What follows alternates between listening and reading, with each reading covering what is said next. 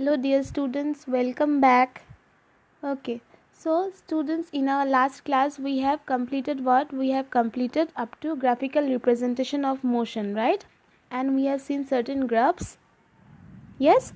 Okay, so today we'll move forward to our next topic, that is time. Okay, so let's get started. Okay, so our topic is time. An object is said to be in motion when its position changes with respect to time, right? By like that, time is related to what? Motion of an object. So what is time? Time is a moment or duration in which things occur, right? So an object is said to be in motion when its position changes with time. So at that duration, when the motion is taking place, we say that time, right? So time is a moment or duration in which things occur. Okay, for example, our school starts at a particular time. We know, right, students? Say 9 a.m. You all come to school by 9 a.m., right? So we use our wristwatch to know the time to reach a particular place, right? Say for office, school, all this on time. So we measure time by what? We measure time with the help of clocks and watches in today's world, right? So what do you think? What happened during ancient times? What ancient people used to do when people did not have clocks or watches for measuring time? Okay, we'll see that now. So I think time is clear to you, that time is a moment or duration in which things occur. Yes, it is very simple. It is a simple logic. Okay, so now we'll see what happened during ancient times when people did not have clocks or watches for measuring time. Okay, measurement of time in ancient times, that is, it is our subtopic under time. So under this topic we'll see what happens during ancient time. In ancient times, people used some natural events which repeated regularly after fixed time intervals to measure time. Okay, so what it is speaking about, that in ancient times people used to do what? People used some natural events which repeated regularly after fixed intervals of time. Say fixed intervals of time, it can be 1 day, 1 year, 1 month. These are known as fixed intervals of time. To measure what? To measure time.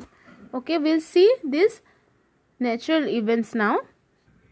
Okay, we'll understand with an example. Let's, for example, it was observed that full moon occurs regularly after fixed time interval. Yes, and the sunrise also occurs regularly after fixed time interval.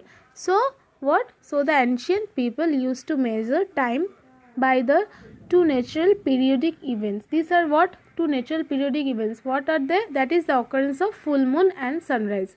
So how they used to measure time? By that is full moon and sunrise. Okay, so the time taken from one full moon to the next full moon was called a month. Yes, that is, if today one full moon occurs, then the next full moon will occur after 1 month, that is after 30 days. 30 days is considered as 1 month, right? So the time from one full moon to the next full moon was called a month. And the second point is the time taken from one sunrise to the next sunrise was called a day. Okay, so we all know that if sunrise after 1 day, after completing one complete 24 hours, sunrises, right? So the time from one sunrise to the next sunrise was called a day. This is how ancient people used to measure time. Okay, so now see students, in your book take out page number 217. So see here, in order to measure time intervals shorter than 1 day, a number of time measuring devices were invented in ancient times. So what they used to do, for 1 day it was considered as one sunrise, but if the time interval is shorter than 1 day, then what will they do? See, so they invented some instruments. Some of the important time measuring devices used in ancient times were what? Sundial, sand clock and water clock. We'll see all this now. Okay, sundial. What is sundial? Sundial is one of the earliest devices used for measuring time. A sundial measures time by the position of the shadow cast by the sun. We know that the sun rises in the east, right? Appears to move in the sky during the day and finally sets in what? In the west. Due to this apparent movement of the sun in the sky, the position of shadow of a vertical object on the ground changes continuously throughout the day. So, the sundial has a triangular blade which is fixed vertical on a dial marked with hours of the day. See, this is called the sundial. Okay, that is figure 12 is showing a sundial. So, what it is to do, the sun casts a shadow of this vertical blade on the dial. As the position of the sun changes in the sky, the position of shadow of blade on the dial also changes. So, the position of shadow of vertical blade on the dial gives the time of the day. At many places, huge sundials have been constructed on the ground in the form of triangular walls. Some historical sundials still exist in India, where at Jantar Mantar at Delhi and at Jaipur in Rajasthan. If you go at Jantar Mantar, you can see sundial. What the kings used to use in earlier days. Yes, they used sundials when they used to measure shorter time intervals, like less than 1 day. Okay, then the second is what? Sand clock. Okay, another early device for measuring time was sand clock. Sand clock, have you seen, students? This is a sand clock.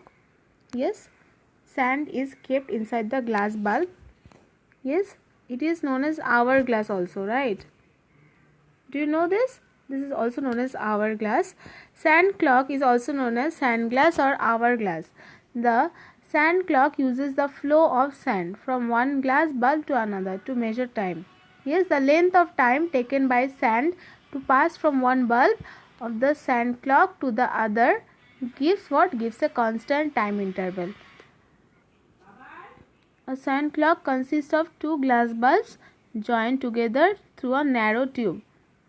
Some sand is filled in one. Okay, see, that is in figure 13.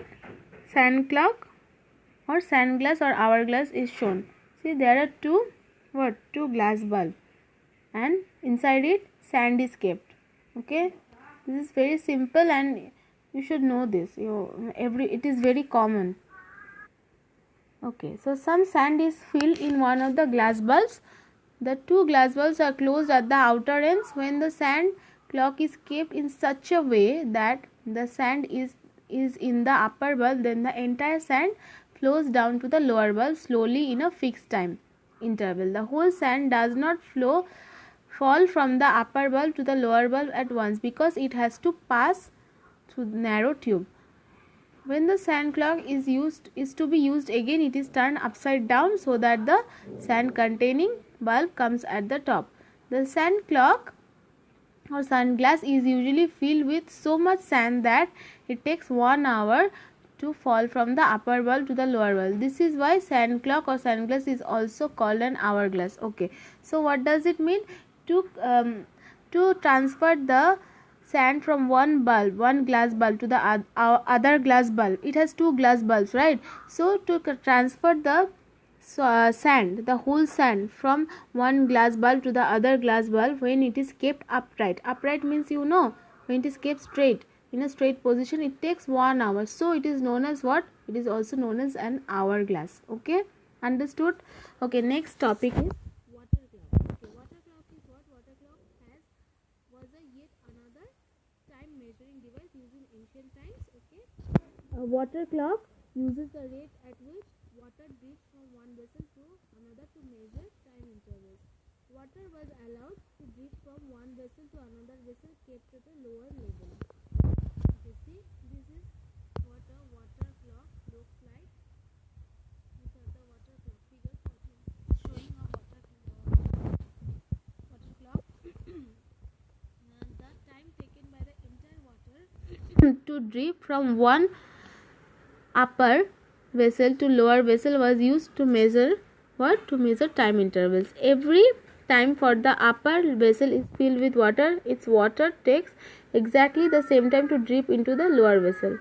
The ancient time measuring device such as sundial, sand clock and water clock could not be used for the measurement of small time intervals such as minutes and seconds.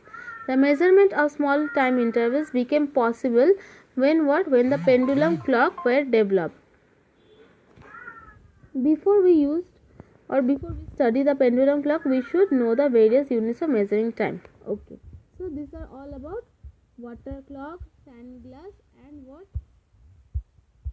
sundial. Okay.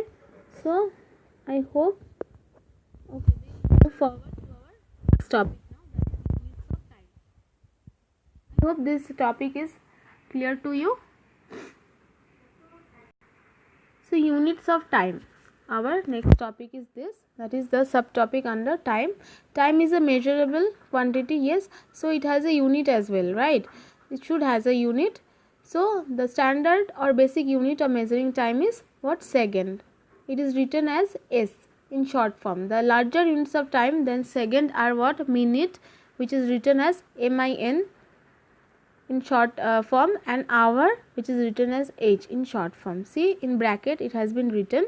The relationship between hour, minute and second is 1 hour equals to how much minutes? 60 minutes. 1 minute equals to how much? 60 seconds. So this is the relationship between hour, minutes and second. Then other relationships we'll see now. 1 day equals to 24 hours. 1 month 30 days. 1 year 12 months. 1 decade is 10 years, or 10 years can be called as 1 decade.